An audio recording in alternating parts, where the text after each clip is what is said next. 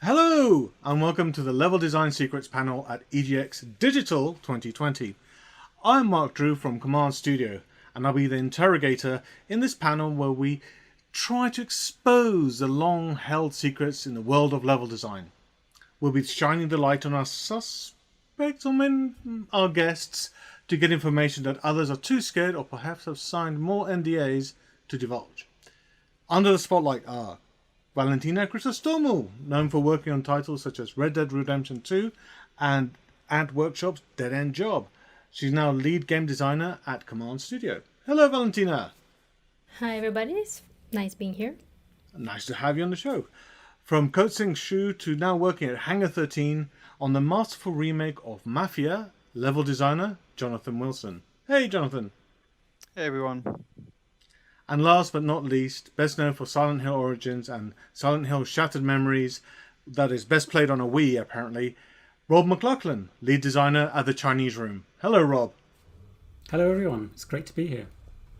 It's great to have you here, and I'm going to now start by asking you some questions and going to get my handy notepad to really get some questions going. So, forget what you do right now, right? Let's travel back in time and forget that you're a level designer. And remember like those few times that you started doing this job, and what are the misconceptions that you had before you started the job with the ones that you kind of find out whilst on the job, like in the first few years, if you can rewind your brain back in time. Who would like to go first? I'll start with that. I'll cast my mind back to being a foolish young level designer. We can do the going back in time. Let's slip back in time and see what I did wrong. So when I first started being a level designer, I started in doing Quake levels, and with that it was a case of creating a corridor and then building a room off a corridor and then building another room off that and then another room and then seeing what the hell happened. Those days are long gone. It's brilliant. We're now much more professional. We make plans. We draw things out on paper. We write down story beats. We get everything all ready, and by the time we start putting things in an engine, we're already well on the way to making a great level. So that secret is planning. Oh, and spreadsheets, I presume. Oh yeah, lots of spreadsheets. Yeah, very colourful spreadsheets. Jonathan, can you wind your mind back? I think it's like, for me, it's going through a lot of different phases, but a lot like Rob, it definitely comes down to the planning process, and I think underestimating how much is actually involved in the planning of a level and how much you're actually responsible for.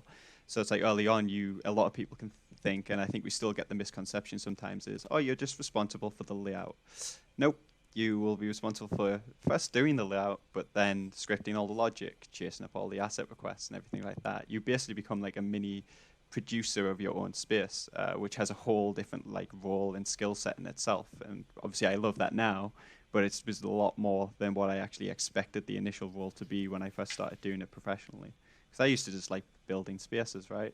I'm not a programmer. Like, the logic can be done somewhere else. How about you, Valentina? I have to agree with all of that, and also add that I think when I first started, I was thinking more of environment art rather than level design, and I was thinking, oh, I want to place all these things and like make it look pretty and add the lighting and do all the things that don't first establish the flow or don't first establish the space and the metrics and the base things that you need to have in a level. So I think that was kind of like a mistake, because you really want to jump in and want to see everything finished instead of like understanding that it's all about working from the beginning on very rough designs, and then maybe you'll end up getting there. So now that you've got that young person there, what bit of advice would you tell them to, yourself joining in? I think that iteration would be key, and to be patient, and a lot of things will evolve over time, and that's something that's, you can't just rush. Everything's gonna come along together nicely at the end. You just have to like make sure that you do your research and you know what your story is, and you know maybe what kind of assets will you have, and just the scope of the game and all of that. And then think about how beautiful it will look and getting it all done. It will get there at one point. Rob, is there any advice you Yeah. give your young self? I think it's that very first bit of planning. It's that kind of almost mission statement for the level.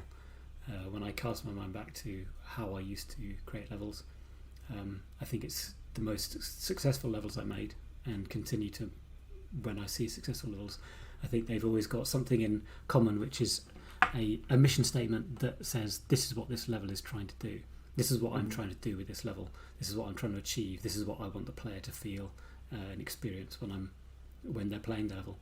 So that very first bit of planning before you put almost anything else on paper, that's that key thing that I'd say to my younger self. Do that first, and everything will follow.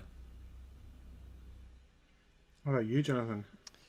I think similar to Valentino and Rob, it's setting that goal. And if you have that one very critical, defined goal for what you want to achieve with your level, if you achieve that and nothing else, then you've still established something like kind of successful, and you've paid that off at the same time. And that might be the big set piece, or it's the big story beat or the narrative beat that has to punch in. But if that's the one objective of your space, at least you know that from the get-go, and everything else builds towards that. It's having a mission statement.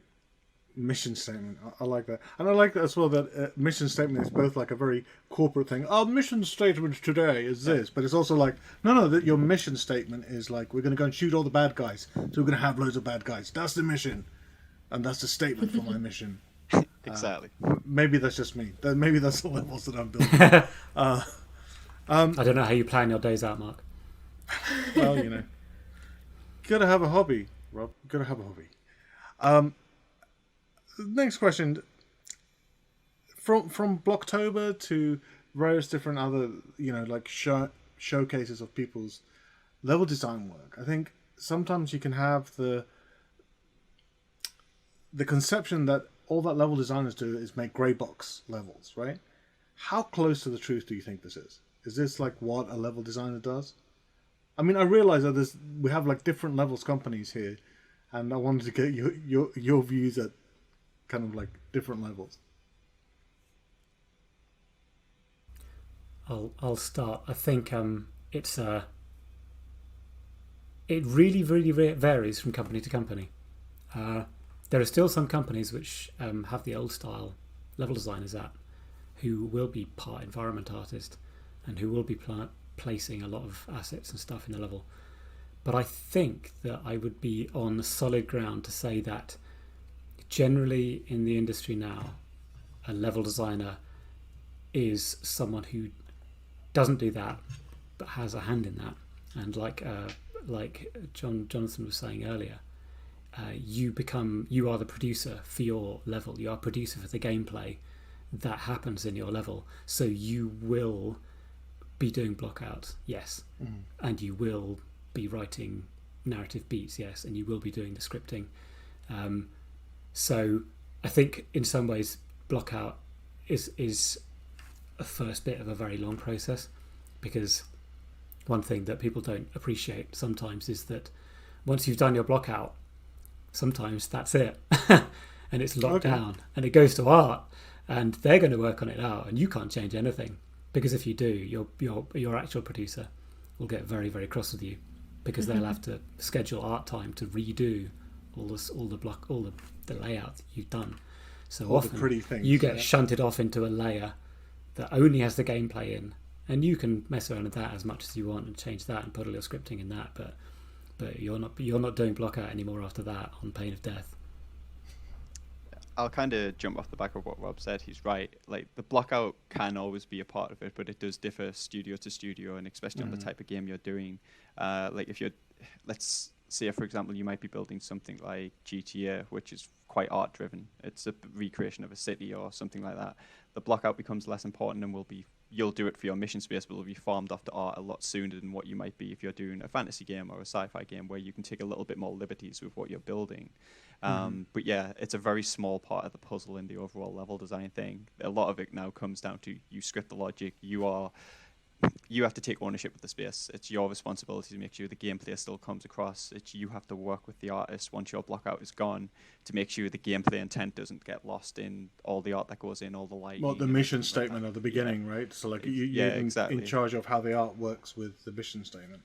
Yeah, so you fundamentally just become like a producer on that side while you're putting all this gameplay logic in, and it's your responsibility to make sure what you designed is still there at the end of the day once all of this stuff comes online. So the blockout is a very small part of the actual process of a level designer. I would like to add on top of that actually something a little bit different, which is when you're working for an indie studio, like on a smaller indie game, blockouts might just not be as prominent as they are in AAA, so you might do simple designs of what it might look like, and if it's a 2D game, it might not be the traditional kind of like blockout like we imagine it. It can be something that looks different, but it's still the blockout because it's still like the layout phase of your development. It's where you still have everything raw and you're testing how your mechanics feel in the level itself, so it might feel a bit different. It might be like reuse 2D assets, and that can be called the blockout of the level, and so there's just different types, I guess. It not only differs from company to company in AAA, but also might look different depending on your project. What the blockout phase is for each project might be different. Yeah, because I guess a 2D game is going to be completely different to that, and even a third-person game, I guess, would work quite differently to a first-person game, even though because the camera's higher, you can see a little bit more, and I don't know. Yeah. I haven't done a third-person game yet. Our viewers or listeners who are using like Super Mario Maker to make levels. You know, when you've created a level in Super Mario Maker, or in many 2D games where you'll have a toolkit of pieces that you can use. Once you've done the blockout effectively, the level is almost finished visually and gameplay wise. So that can be a really very interesting way of creating levels because you're producing almost finished gameplay as you go. So that's a really good point from Valentina there. Same with Dreams. I would argue it's the same with Dreams, the game that came out on PS4. It's when we talked to Peter Phil, he mentioned how you can use all the assets in the game, but they're ready. They don't have boxes for you to do blockouts. You can use the assets to make your level, your first level, basically your first level pass, and then you iterate on that. So it might look finished, it might look playable and nice.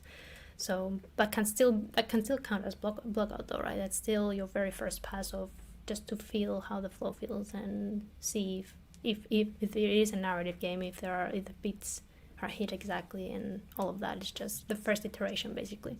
I think the important thing to realize is, I guess, a blockout isn't just the block mesh. It's not just the actual layout itself, right? It can be a prototype or a proof of concept for what it is you're trying to achieve. So there can even be bits of logic in there. And it's like Valentina mentioned with Dreams. In Dreams, there's assets there already, right?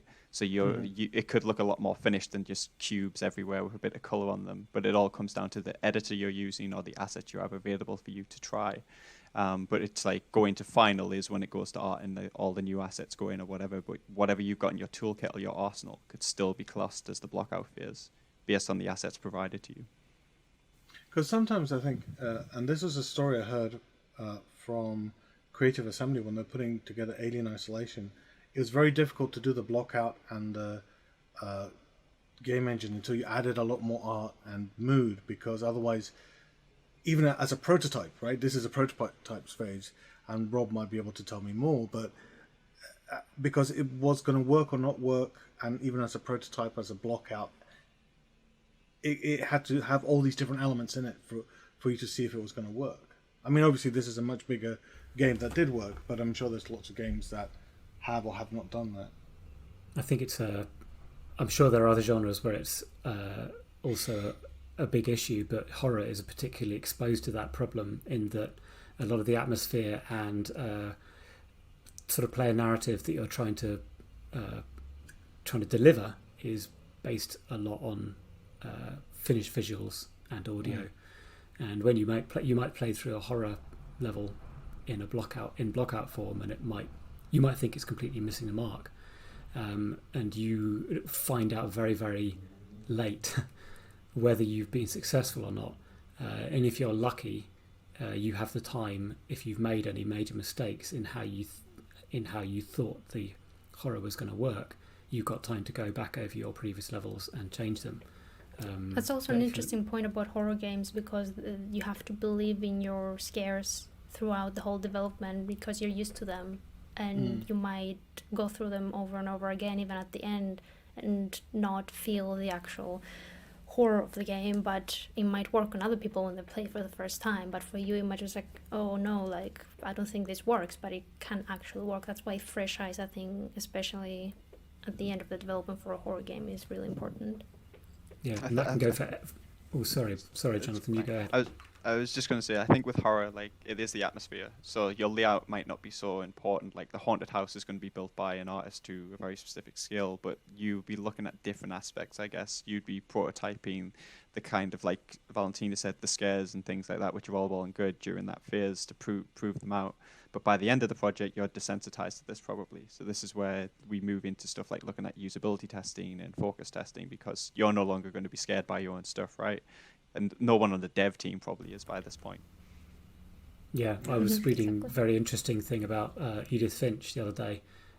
One of the levels which emotionally hit me the hardest, well, probably of almost any level in any recent game, was the bathtub level. I don't want to spoil it for anyone who's not played that marvellous game, but the conclusion of that is a real sort of gut shot. And I saw someone said that when the development team were making that, they weren't really thinking about the emotional impact anymore. They were just trying to get the damn thing to work. And so it didn't all these emotions and narrative beats, they don't come together until quite late, and they don't work until they're in front of the player, because the development team, like Valentina said, they're very, very used to these things, and they just don't see them after a while. They just see them as problems to be solved. I think that's why a lot of development companies take their time to polish the games. It's like why they're delayed and everything, because you only see what your game feels like and looks like and what it plays like after it's finished, after it's kind of close to the finishing line, and you can see the main vision, and everybody can see the main vision of the development team. Because if you start working on something and you're at the first 2 years and everything's just basically a block out mesh and the characters animations are barely working, and you can't really see that, you have to have a lot of faith in the project. So yeah, I think absolutely it needs to like reach close to the finish line. That's where you start seeing what works and what doesn't, and that's when you actually start fixing and changing stuff properly to make it feel good. And also, I guess to match the mission statement, right? Sorry, Jonathan, because yeah. You go ahead, because it kind of follows off what you're saying about mission statements. So go on. Well, no, there was just that. It's like, you've gotten to the end. Let's say we're building a horror thing for whatever reason. I mean, not that I just introduced you as the guy that knows Silent Hill a little bit well on the Wii, but if you've got a mission statement saying this is the feeling that we're trying to give the player here. This is the thing. After 6 months of working on that level, or however long it is, you ain't going to be feeling that, right? You're going to be, that texture's off, that trigger's not doing the right thing. You would have completely not forgotten, but emotionally forgotten that. So like when you get to the end, you have to see, are our players receiving what we wrote down here? Well, hopefully. Yeah. But the other thing is with that, obviously, game development's a long, kind of drawn out process, right? So when you do come up with that vision or that mission statement at the very beginning, like you become the vision holder, and you've got to squint and really look at the level, and when everything comes online, when the animations work right, when the sound comes in, you've got to believe in the idea that that's when the feeling's going to come together. But that doesn't come together until so late in development. You kind of just you pray and hope it's going to work, and obviously you've laid all the groundwork, you've did all the research, you've laid out the plan of how everything should come together. But there is an event where if that doesn't work, that's where you need to have that polish time carved out, so you have some time to adjust and tweak. It's like, what's missing the mark, or like, what is that audio cue that you thought would come and pay it all off? Is this VO conversation not working right? But because all this stuff comes together at different times, like, you have to have a little bit of chance to polish or correct it. That's true. So we've scared the players, but we know that players are pretty smart. Do you know any? What do you think are the tricks, or I say tricks, the methodologies of making the player feel smarter? Do you know what I mean? It's like they've played games, they think they're pretty clued up, but in that's the job of a level designer, right? Well, and an environment artist, but it's also like part of what comes under flow. Or what do you think is a good tips or tricks to make players feel smarter? Rob? Should I start? I should start. Always Cool. Rob. Oh goodness me! Don't do that. Anyway, We're doing a shuffled, sorted order. In other words, brilliant. Yeah. Okay, so my answer to that would be, it does depend on the mechanics that you've built into your game design, and the way that you've, there's a horrible word, tutorialized those or taught them to the player.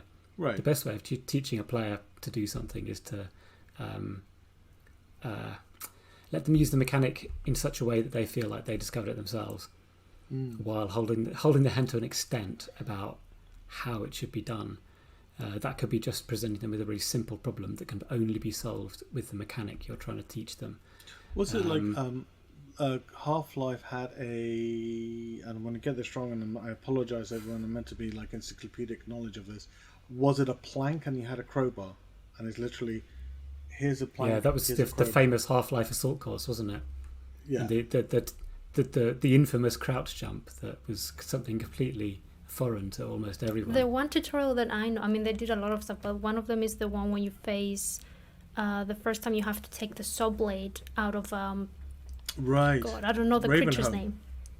I think so, zombies. yeah. And then when you take it Oh, out, yes, an that's enemy very good, yeah. comes, and then you're like, I want to like hit that enemy. You have the saw blade. I'm like, one together, boom, Yeah. and then you hit him, and then The you first saw understand that you blade- can throw those things. Yeah, the first saw blade you find is actually in a corpse that's stuck on the wall that's obviously been chopped in half. So you pull it out, and you spent the last few minutes chucking things around with dog. So you've learned to throw things with the gravity gun, and then you pull this out, and it's just like, oh yeah, I know exactly what I need to do. And then a very slow shambling zombie comes towards you, and it's just like, yeah, I think almost everyone would do exactly the same thing at that point. It's just cut that Throw zombie in things half. at it. Yeah. But it's those kind of hidden tricks, isn't it? It's like you're trying to set up a situation where the only output is the one that you want as a level designer. Okay, so I've been thinking a lot recently about more systemic games like Prey and like Dishonored from the wonderful Arcane, and I was thinking about encouraging people to get high and stay high, especially in Dishonored. Now, You mean very interesting. like level wise, not in any other way. Oh yes, exactly. Yeah. Not just go to another place. I mean, I suppose you've got the outsider levels to go with that a little bit. It's really interesting to compare the way that, for example, Thief or Thief 2 or System Shock 2 might do a high route. And they would do it in such a way that it would be almost right in the player's face. So you would have a vent that was like really, really obvious. Oh, like here. You would go into. Yeah, exactly. And it would stand out really well. And you'd see it almost as you came in the room, and it might be difficult to get to. And you go, oh, if I go in that vent, I can do something. And that would be. Was it the player would build. Scooby-Doo? Do you remember in Scooby-Doo cartoons? Sorry if I'm doing a bit retro here, but like you'd see like the background panel was all like Right, nicely yeah. I know what painted, you mean. and then you have the object. Might in be it that lit just, differently. Exactly. Yeah. Yeah, that's a So very much good thing Point and about. click games had that. Yeah, Right. yeah. There's this very slight difference in visuals there. So, but if you take that, that's not the approach that Dishonored, for example, or Prey does nowadays.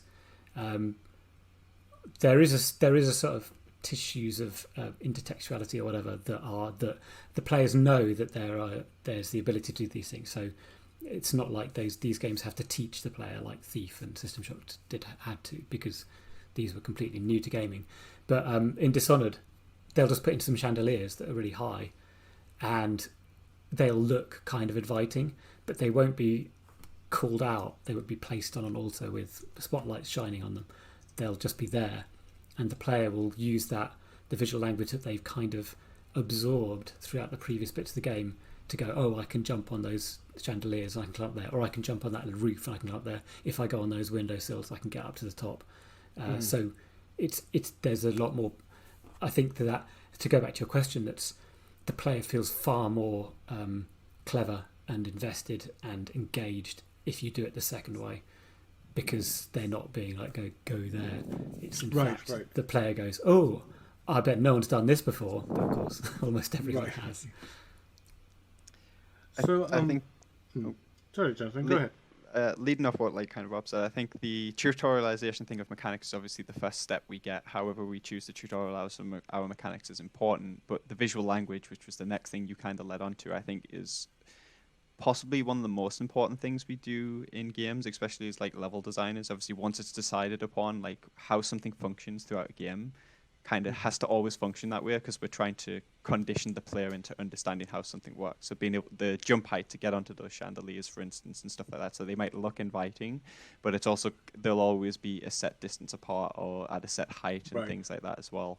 So all this stuff has to be consistent, from stuff you can climb across, stuff you can vault over, stuff you can climb up, and eventually the player gets into a rhythm as they go on throughout your game. But if one level in, let's say a string of 5 or 10 levels breaks this, then you kind of have that disconnect with the player, and they're suddenly kind of like, they may just think the game's broken, but it is just, you have to be careful and find that balance, and that's why it's so important to define these things like very early on. And the visual language one can be applied to mechanics. It can just be environmental stuff for guiding the player, and as long as it's used consistently, they feel clever because they're figuring it out themselves, right? You're not putting a UI icon across the map or across the border saying, jump here, go here, press this, do that. Instead, they're actually, their brain's processing the brightness on the screen, the colors that appear on the screen, the type of objects they've interacted with in the past. And they just do that continually. It's like solving micro problems before they get to like the actual big objective or main objective goal. Right. I mean, I remember something exactly like that, which was in one of the DLCs for Dishonored. I can't remember which one it was. And you start out on a balcony. I think it's Billy Lurk, but it might be incorrect. And there's a jump that you should make, so you're just above the guards to another tower that you can see, but your jump doesn't go that far. And you're like, wait a minute. And I think it was like, I mean, it took me hours, right? But it probably takes someone a few seconds. But, you know, you're looking around going like, you want me to get there, obviously, because it's a weenie. It's a thing there. But then you're like, wait a minute, there's these lamps hanging in the middle of the, you know, that I could jump onto. Could I jump onto it? Because sometimes you jump onto things and you slide, and you like jump onto it and then do a quick jump onto the other thing, and you're like, hey, I'm the smartest person here. And then they spot you, but that's another story. So that's kind of like talking about the affordability and the actions that someone can do. But how about the inverse? How, you know, like we're making people feel smarter by discovering stuff. But what tricks do you use for people to go to areas that they shouldn't go? Like rather than having those invisible, like bouncing against a glass, like, you know, block out zones or no-go areas, you know, what would you suggest to be like, oh no, you can't go here? I mean, apart from putting maybe like don't stop signs or something. Wasn't that like in The Last of Us, Valentina, that they had like this is the way you go. All the street, what's it called? Like the one way and things like that. All were like guiding the player to the goal. There were examples of that, yeah. I think if we want to generalize it, which is very hard because each game is different. For sure. It would be definitely, I think we're far away from putting just invisible walls, basically, or like this collision that you can't go through a thing. Depending on the game, you can have, if you can't walk into the sea, maybe the character can start walking in, but then they'll say something like, oh no, the water's cold, and like backtrack or something like that. So you can do you can add little details like that in your game that fit into what the game is doing, and without having to literally put a wall or like objects. You can pile up objects that make no sense sometimes, right? So I think you can do a lot of stuff like even something simple. Let's just say in the game manager, where at one point you go up in the open ocean. It's not really open though; they don't allow you to go past. There's just like these fences in the water that, like in real life, at one point there's like this kind of like a fishing net. I'm not exactly sure what's it called, and you can't get past that. But that's something you'll find out in the open sea too, was to protect like sea life. So it is a way to block the player from going somewhere, but it does make sense in that context, and it does. And it doesn't make you feel like, oh, the developers don't want me to go there. Obviously, they want you to go there, but it's not something that's jarring as invisible walls or something that feels that it doesn't belong there in the environment. So I think a lot of the tricks are just making something that fits the style of your game, whether that's something visual or maybe, like I said, if maybe a dialogue line or something else. Like, you can make a lot of different stuff that can make the player understand that they can't go there, or even make them backtrack themselves. One of the things that I remembered was of the vanishing of Ethan Carter. At the beginning, you come out through a train line, I think, and there's a whole bunch of forest around you, which doesn't look like particularly dense, but it kind of like, because the paths are so well laid that when you go through one area, you don't want to go into the forest. I don't know if that makes sense. It's always like kind of guiding you away.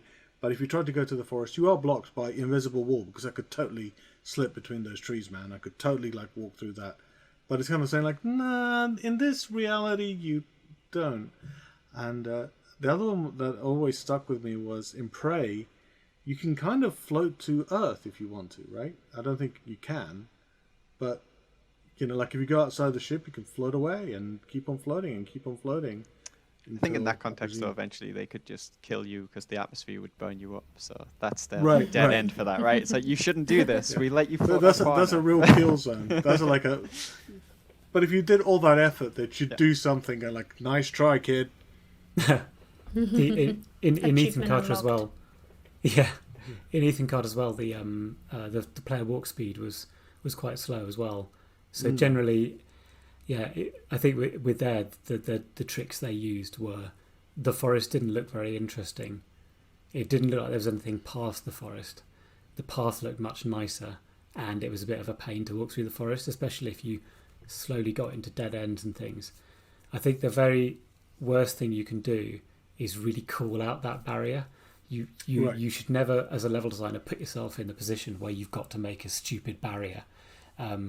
So the worst one is like a barrel on some stairs that, you know, a child could climb over, but somehow the superhero like a short can't. step. Yeah, but that might make sense. That might make sense in your game, because if in one's game that where you don't have jumping and climbing and all of that, and a simple fence can stop you from going somewhere, a barrel on the stairs can make sense. But if you're playing Uncharted and you see a barrel on the stairs and you're trying to jump over it, you can't, then you kind of start thinking, oh well, that's something off here. Yeah, it feels cheap. So as a level designer, you should be always trying to avoid that need to just plonk something there. That's a technical term, plonking something there. Plonking, so if you, rather than to use an example of maybe a city environment, you shouldn't build a street which you can never have a payoff in. You shouldn't build a street that it doesn't make any sense that there's a building halfway across it blocking it, especially if you're not in a lovely post-apocalyptic environment where you can just arbitrarily collapse a building and block off a street. So those lovely post-apocalyptic environments. So lovely to make. the thing you should do is not make that street in the first place, and instead introduce almost a sort of porous barrier that the player goes into and then turns themselves around naturally. So almost like a maze where they just lose interest and automatically get turned around. So if you do have to have a building at the end of the street, go ahead, make it so that the player can go inside it, and then they'll walk around inside a room, maybe pick up something and go, okay, well, there's nothing for me there, and go out again. But if they come to the same building and it's just completely blank and flat and you can't go in it, it looks so out of place, and the player will just go, I can see why you put that building there. So don't call it out. Don't put yourself in a position where you have to call it out, and make a kind of porous barrier where the player just naturally turns themselves around. I also think these days it's kind of fun working with invisible barriers. It's not a chore anymore. I feel like it's part of the gameplay sometimes. The way that you can build your levels in a way that end interestingly, or they don't feel like they block the player from going places. They feel natural, but at the same time you can like implement maybe mechanics or like some other stuff that kind of, for example, in RDR2, I know in the opening level when you're in the mountains and it's so snowy, if you try to stray away, there's gonna be a snowstorm suddenly around you, and that doesn't allow you to leave that area. So those kind of ways, it's a whole like set piece. For example, you can make different types of like gameplay for something that should be simple. If you think about it, it's just, it's the end of the level, it's somewhere we don't want you to go. Back then we might just added like invisible walls, but now it can be a fun part of the game, or even just add some detail that like a nice animation that the character plays, and it's like, oh look, I can't fall over or something, and the character plays this nice animation. Is kind of cool to look at, and that becomes something nice instead of frustrating that you can't go past that barrier. I think that kind of gets back to like we talked about earlier on, like having that time to polish, right? You need to block the street, or you need to not let the player wander off at the end of a mission or whatever. So like if you've got that time to really, you finish the mission's pretty much locked, it's locked down. You just want to make these moments, not because basically you're trying to lock the player in a space. You don't want it to feel super like contrived or brutal to lock the player in. So creating a snowstorm is quite a nice moment. Like it's a set piece for the player to watch, for instance, instead of just this hard stop of hitting an invisible wall. And like talking about this made me think of Remember Me, which is a PS3 game that came out years ago by Dontnod. And I loved it because it was Neo Paris. The city looked amazing. But it was a very linear game, and I remember I think I was in like a town square, and I could go off to the left and I could go down some stairs, and you can just see this vista of Neo Paris going down these stairs. You get about 2 rungs down and just hit an invisible wall, and I was just like, you're actually encouraging me to want to do this. But it's definitely one of the cities I would have always wanted to go back to. But yeah, it's like that's one of the examples of this that has always stuck with me. It's like, you're luring me in because this looks beautiful and I want to go here. And despite the game might be linear, you just don't have that stairway there. You close the gate at the have a top, have balcony, security like guards. Yeah, a balcony. A lovely ornate balcony that you could just stand at and sip a strong Parisian espresso. Yeah. That'd be perfect. So yeah, it's just like, put anything else, if you can, anything other than the invisible collider that has no context being there, right? I think contextual blockers are probably the safest thing and easiest thing to do.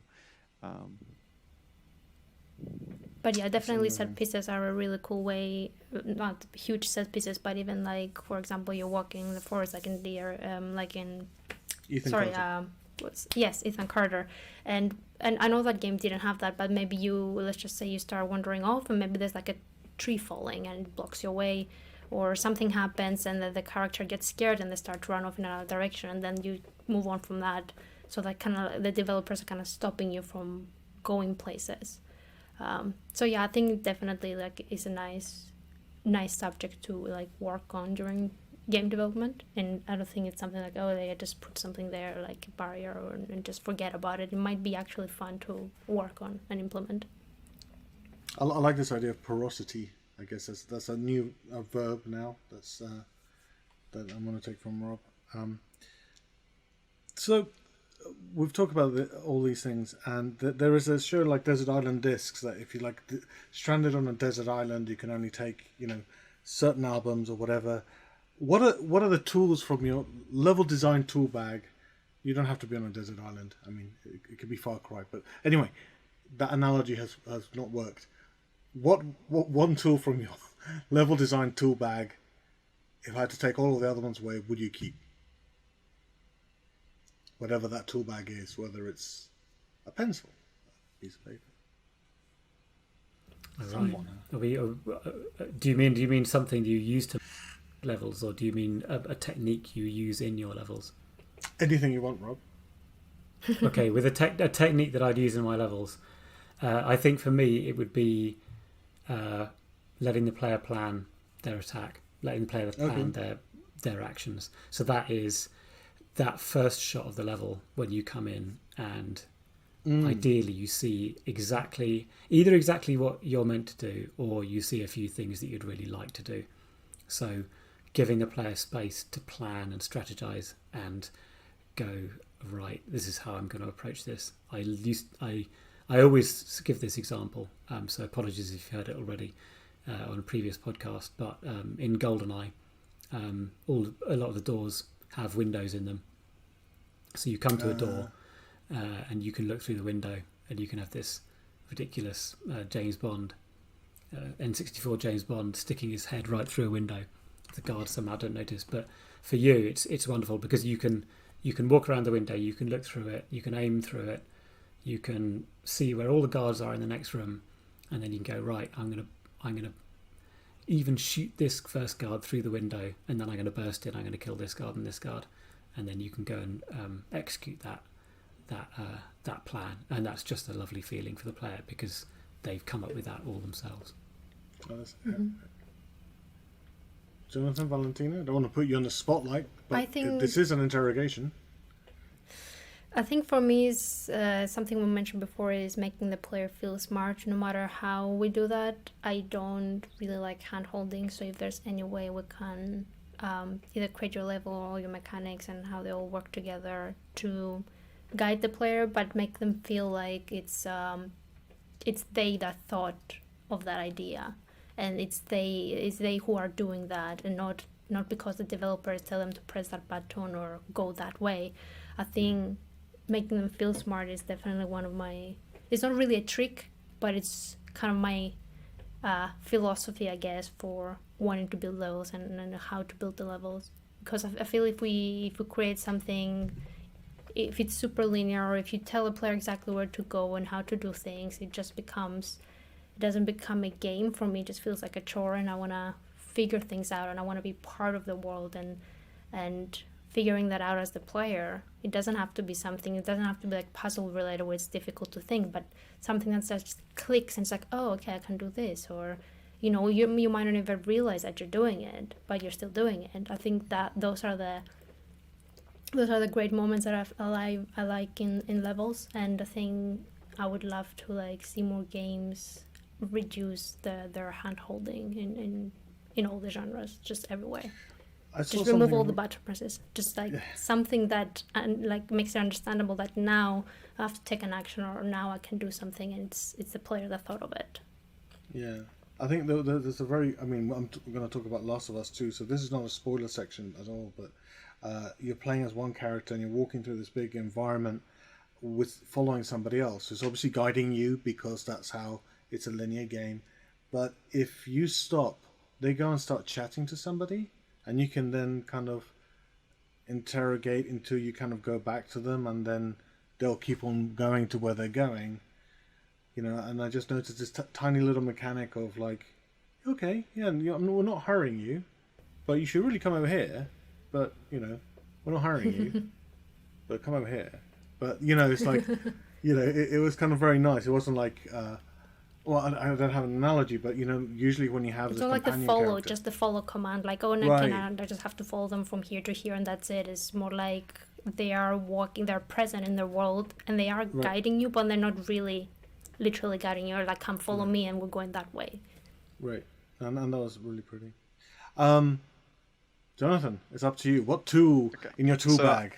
I'll actually go for a tool since we've had techniques already. But I think as a level designer, like, I always want to have some kind of BSP editor, like in whatever I work with. And it's all good having the block kit if your artist has made you all stuff like that. But for me, having BSP editors makes the iteration process on a space so much quicker. You can rapidly prototype and test something a lot faster as well. And it might be quick and dirty fixes you're making here, but at this point you're just trying to get the space to play right and feel right. And especially like Rob mentioned earlier, as soon as this is locked down and gone to art, you're probably not touching this layout again. Like you'll be able to communicate with them. So at least this way you can bend it. And the way I like to kind of look at it is, and it very rarely happens, it's kind of like once you've done the BSP version of the geometry, you're giving it to an artist, and ideally they're just going to trace over the top of it with pretty art, right? They're not going to mess with your layout. They're not going to break anything. It's going to trace over the top of it. But I think with BSP, you get a lot closer to that because you have a little bit more creative freedom over how the custom geometry appears rather than using a predetermined set. So it allows you to assess flow a lot quicker. It allows you to assess like pinnacles that you can get, and also even create your own custom like landmarks and stuff a lot faster as well. So yeah, it's definitely helped me a lot having that in any editor when I've worked on any projects. Even when the focus of a project might have been building a puzzle, I can quickly build puzzle pieces and test them for the prototype, and it makes it prototyping a lot quicker too. That's epic. Thank you so much. Well, finally, you have to reveal all. What's the best kept secret in level design, I should say? Oh, actually, sorry, we've run out of time. That's it. And on that note, thank you for watching. But if you do have a secret, we have a couple of minutes. You know what I'm saying? Can't No, reveal connection's anything breaking else. up. Yeah, connection's gone, I think. What? I Yeah. can't hear you. I can't hear you. Can't hear you. Well, thank you so much for joining us on this panel for EGX Digital 2020. We have been myself, Mark Drew, Jonathan Wilson. Me? I don't know which way I'm pointing in. You don't know. We don't know which way I'm pointing. Rob McLaughlin and Valentina Chrysostomou. Thank you very much, and good day, good night, whatever time you're watching this. Bye. Bye. Bye everyone. Bye.